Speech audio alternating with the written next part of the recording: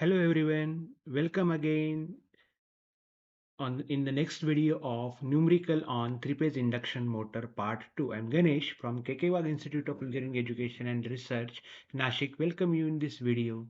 So आज जो हम डिस्कस करने जा रहे हैं वो थ्री फेज इंडक्शन मोटर के पावर कैलकुलेशन के ऊपर के न्यूमेरिकल देखने जा रहे हैं. सो आज का जो मेरा प्रॉब्लम है जो मैंने डिफाइन किया है वो four pole three phase induction motor is connected to 400 volt three phase supply 50 hertz AC supply. Motor output is 15 kilowatt. The speed at which this load condition is 1450 rpm. The stator losses are 750 watt. Friction and windage losses are 450 watt. Calculate synchronous speed, full load slip, mechanical power developed, rotor copper loss, air gap power and efficiency. जो इस problem में जो data दिया है वो 4 पोल का machine है. 400 Holt के साथ कनेक्टेड किया है थ्री फेज सप्लाई. फ्रीक्वेंसी है 50 हर्ट्ज. आउटपुट जो है मोटर का, यहाँ पे आउटपुट दिया है इस प्रॉब्लम में. प्रीवियस वीडियो में जो मैंने अपलोड किया था पार्ट 1 में उसमें इनपुट दिया था.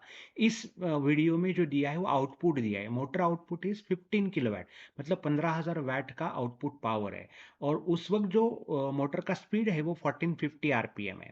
स्टेटर लॉसेस दिए हुए 750 वाट. फ्रिक्शन और विंडेज लॉसेस दिए है 450 वाट. और ये नीचे की सारी चीजें हमको कैलकुलेट करनी है. पहले मैं गिवन डेटा लिखता हूँ. 4 पोल का मशीन है. फ्रीक्वेंसी है 50 हर्ट्ज. आउटपुट पावर है 15,000 वाट. वोल्टेज है 400 वाट. स्टेटर लॉसेस है 750 वाट. फ्रिक्शन और विंडेज लॉसेस है 450 वाट. रोटर स्पीड है 1450 आरपीएम. सबसे पहले हम सिंक्रोनस स्पीड कैलकुलेट करते हैं. Synchronous speed ns is equal to 120f upon p. That is, ये जो स्पीड होता है वो रोटेटिंग मैग्नेटिक फील्ड का स्पीड होता है. जिस स्पीड से मैग्नेटिक फील्ड रोटेट होता है एयर गैप में. वो आता है 120 f by p. 120 into 50, frequency दिया है 50, poles are 4. It comes to 1500 RPM. Full load slip calculate करने के लिए फॉर्मूला है ns minus nr upon ns into 100. ns मतलब सिंक्रोनस स्पीड, nr मतलब रोटर स्पीड. ns दिया है 1500, 1500 माइनस nr दिया है 1450. 1450 डिवाइडेड बाय 1500 इंटू 100, वो आता है 3.33% और 0.033 पर यूनिट. यहाँ पे सब लोग गलती कर देते हैं. 3.3% मतलब 0.3 पर यूनिट लिख देते हैं. 3.33% मतलब 0.033%.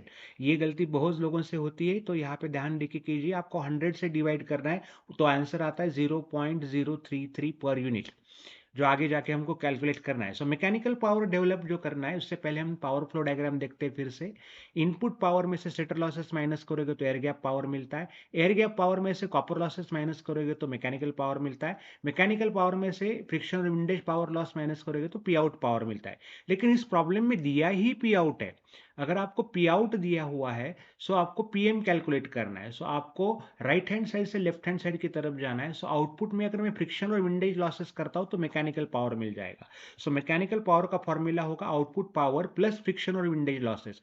15,000 वैट प्लस 450 वैट, वो आता है 14,450 वैट. मेरा पीएम जो है वो पी आउट प्लस पीएफडब्ल्यू रहेगा.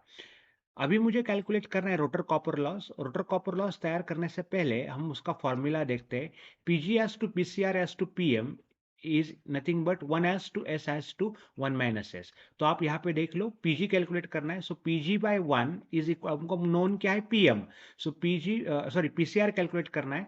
PCR by S is equal to PM by 1 minus S. PCR का वैल्यू क्या होगा, S upon 1 minus S into PM.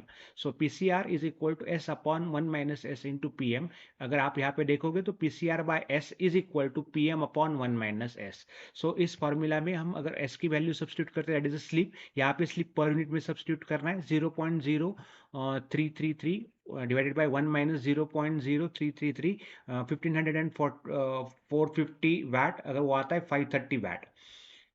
अभी मुझे एयर गैप पावर निकालना है. यहाँ पे एयर गैप का फॉर्मूला आप तैयार कर सकते हो. PG divided by 1 is equal to PM divided by 1 minus S. मतलब पीएम को अगर आप 1 माइनस एस से डिवाइड करोगे तो आपको पीजी मिल जाएगा. PG is equal to 1 upon 1 minus S into PM.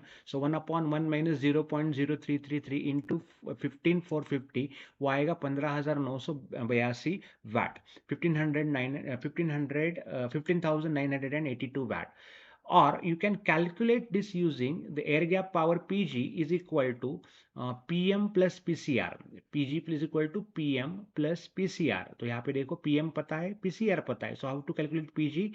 Pm plus Pcr. अगर Pm plus Pcr करते हो तो 15,450 प्लस 532 वो आएगा 15,982 वैट, जो हमने पहले भी कैलकुलेट किया था वो सेम आ रहा है।